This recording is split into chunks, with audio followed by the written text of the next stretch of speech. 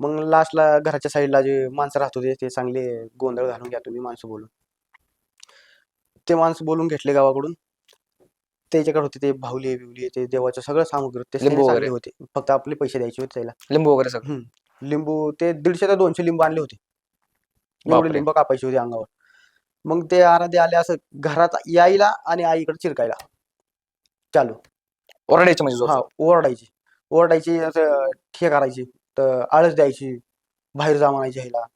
घरात आला रात्रीच्या, तिला एवढा त्रास व्हायचा ना तेव्हा, ते आलं ना लय त्रास झाला तिला.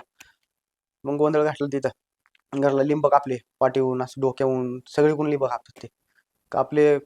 जाग्यावरून झाली शांत, झोपी गेली. ते गोंधळ झाला, झोपी गेली.